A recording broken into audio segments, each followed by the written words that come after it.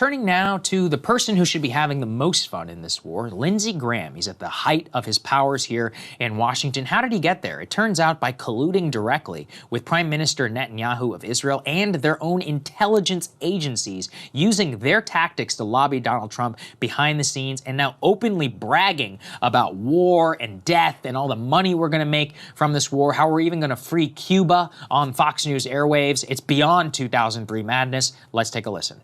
This regime goes down, we're going to have a new Mideast. We're going to make a ton of money. Nobody will threaten the Straits of Hormuz, and we're going to win. Israel and the United States, you just wait to see what comes in the next 2 weeks. The next 2 weeks meaning what? We're going to blow the hell out of these people. This regime is in a death row now. It is going to be on its knees. I mean, I'm not looking for a fair fight. If we get in a fight, I want to win it. I want to win it quick. I'm in Miami. You see this hat? Free Cuba. Stay tuned. The liberation of Cuba is upon us. It's just a matter of time now. You see this hat? Make Iran great. President Trump said the only way to make Iran great is for the people to take over. We're marching through the world. We're cleaning out the bad guys. We're going to have relationships with new people that will make us prosperous and safe. I've never seen anybody like it. This is Ronald Reagan plus. Donald Trump is resetting the world in a way nobody could have dreamed of a year ago. He is the greatest commander-in-chief of all time. Our military is the best of all time. Iran is going down, and Cuba is next. Does he even have a hat that says America on it? You know, I mean, how many hats does this guy have of foreign countries? It's crazy. I mean, do they hear him? We're marching through the world. I mean, we're cleaning out all the bad guys. This is 2005 Ronald Reagan rhetoric. Plus. It's like, Jesus Christ. I mean, it's worse than 2005 rhetoric, genuinely. We're marching through the world. Insanity. And yet, you know, he's getting a little nervous about the oil situation too. I'll read this. I don't think we have this as an element, but he says in this tweet, our allies in Israel have shown amazing capability when it comes to collapsing the murderous regime in Iran. America is most appreciative. Speak for yourself. However, there will be a day soon the Iranian people will be in charge of their own fate, not the murderous Ayatollah's regime. In that regard, please be cautious about what targets you select. Our goal is to liberate the Iranian people in a fashion that does not cripple their chance to start a new and better life. When this regime collapses, the oil economy of Iran will be essential to that endeavor. So when they were murdering schoolgirls, he didn't have any problem with that. He was, you know, on air, ecstatic, we're marching through the world, blah, blah, blah.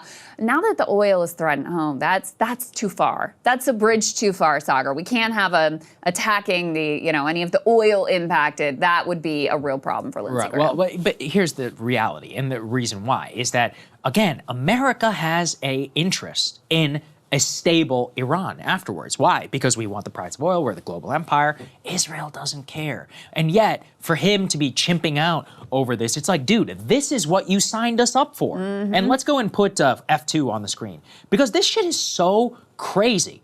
To help make the case on Iran, Graham traveled several times to Israel in recent weeks, meeting with members of the country's intelligence agency.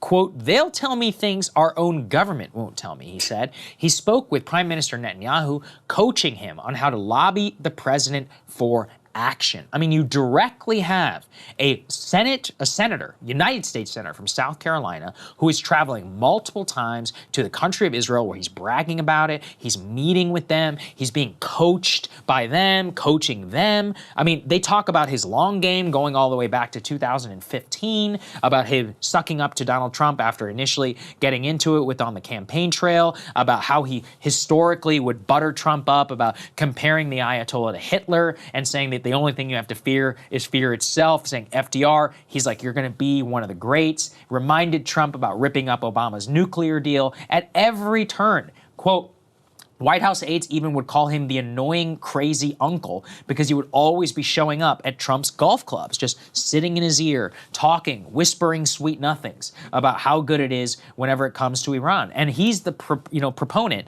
not only, as they point out, of Iran, but Lebanon. He wants to widen the war. He's fundamentally with Israeli interests. And look, I won't speculate to Senator Graham's personal reasons for supporting this, but look, here's one at least I think fair hit.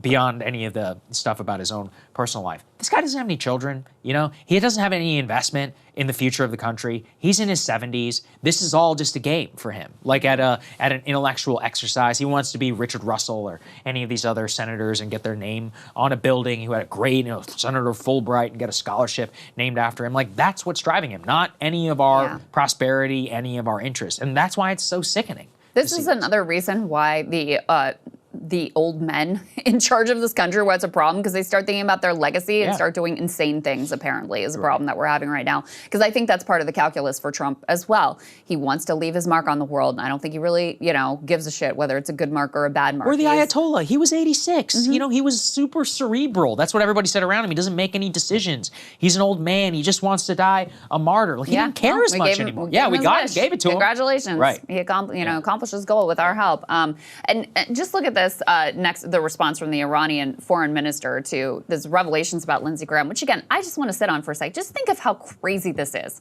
He is going to a foreign country, getting intelligence from them, coaching their leader about how to drag us into a war, how to convince our president to take us into a war, and apparently was successful. So he said here, in response to this very article, in Iran, an official could never travel to another country to collude with a foreign spy service on how to coach our own president into doing the bidding of foreigners. We would ask what the foreign country may have on that official and promptly charge him or her with high treason. And if we were a functioning society, we'd be thinking in the same direction. That is how utterly insane this is. Yeah. And with Lindsey Graham, you guys may remember going back to, he was actually in that presidential primary and also ran in the 2016 presidential election. Fierce critic of Trump because he worried that Trump would not be excited about getting into these wars based on Trump's rhetoric at the time as being, against the Iraq war, et cetera.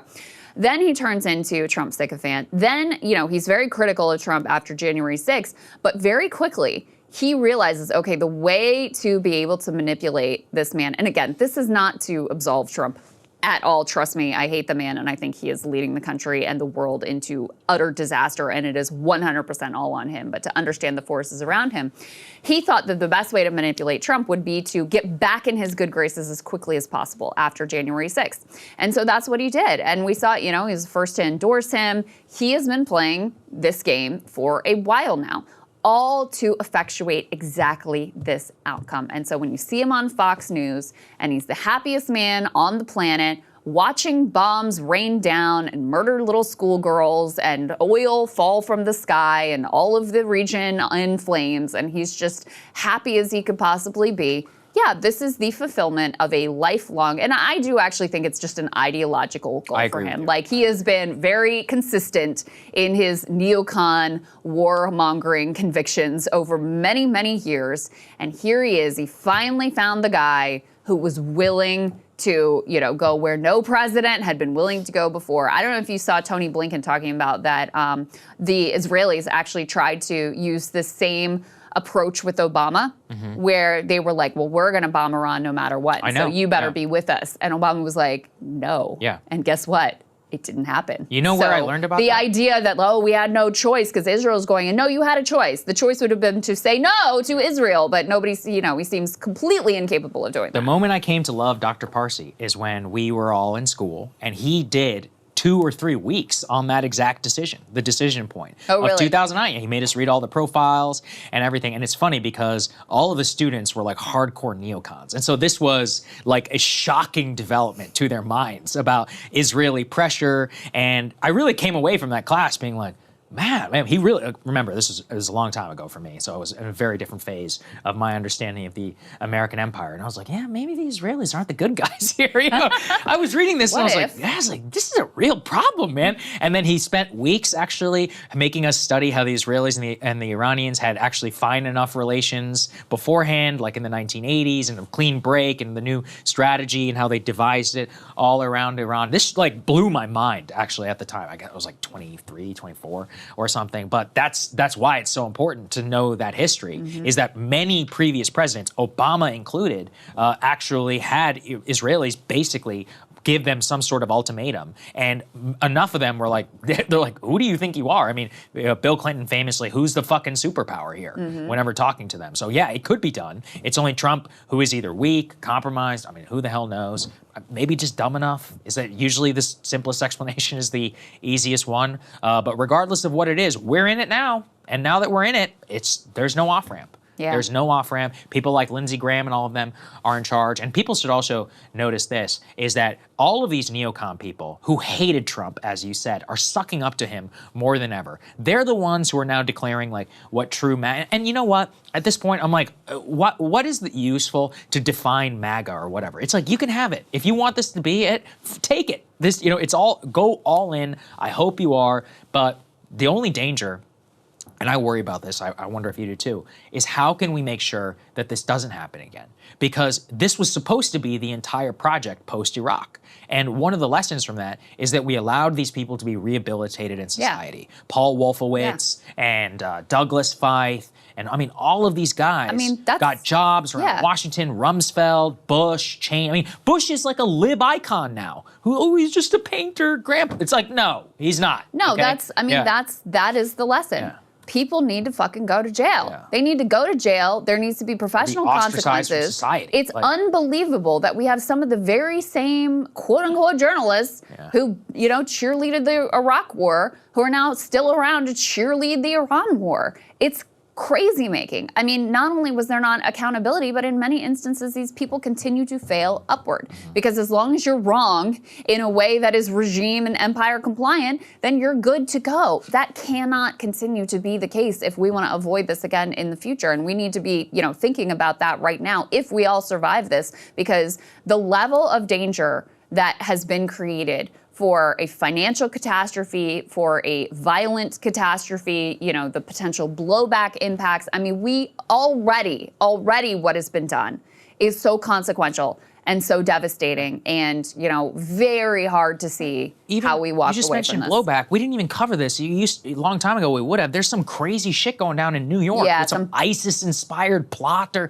the hell knows? Allegedly, NYPD is saying it's ISIS-inspired. Again, you take it for what it is. Yeah, I want to see the anyway, there was an IED. But there was something. Yeah. I mean, what? That's a story, in New York City. Right. Austin, all of these other arrests. Look, you can say falsify, regardless of what it is. I mean, it's important that all of this stuff is starting to heat up again. I mean, people, look, whether those are legitimate or whatever, people around the world hate our guts, right? And are only going to hate us more the more they watch our bombs fall on innocent schoolgirls and our president lie about it and us throw our weight around the world. You don't think that's going to have consequences here at home? You don't think that, Trump got asked about this. He got asked about that and he was like, I guess that could happen. Just completely blasé about the potential consequences for a war that a minority of the population wants to fight at all.